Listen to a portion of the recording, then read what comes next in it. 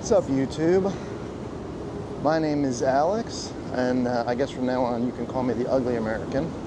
Right now I am 2 days out of Los Angeles on deck 17 of the Majestic Princess, on my way to Puerto Vallarta as our first stop.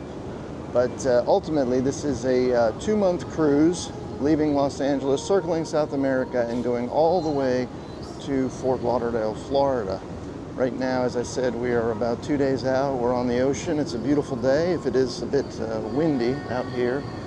But so far, so good, smooth sailing, although embarkation was an absolute nightmare. I've been on quite a few cruises, and I had never experienced anything like what we experienced coming out of Los Angeles.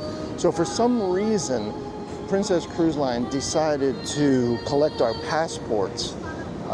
That's something that they had never done before, at least that I'd never experienced.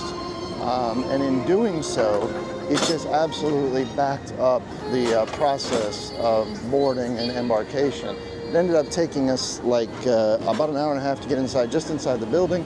But some people were trapped outside of the building for 3 and 4 hours in the hot sun, and elderly and the infirm, pretty much all stuck outside there waiting just to get in the building. Once you got in the building, there was another line, and it was nearly as long as the one outside.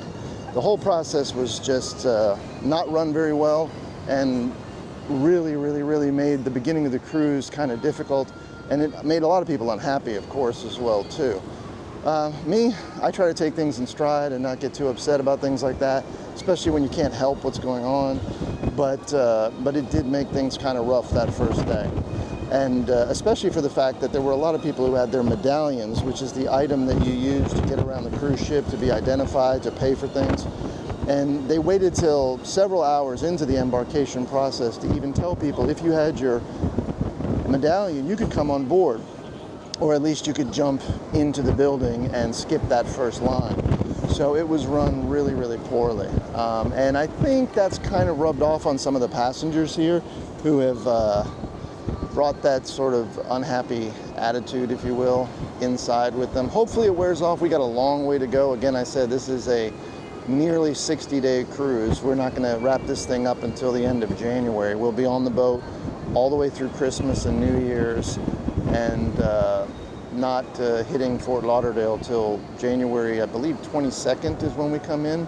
So it's going to be quite a haul, especially if people are unhappy. But hopefully the crew can get things together and make everybody happy, and we can all enjoy ourselves. Along the way, we're going to be going to Mexico, as I already alluded to, Panama, Peru, Chile, Argentina, the Falkland Islands, Uruguay, Brazil, Nevis and St. Kitts, and Dominica. So quite a lot of stops. And in fact, in some of those countries, we're going to be hitting more than one location, both in Peru, Chile, Brazil, and I believe in Argentina we're going to be hitting more than one location.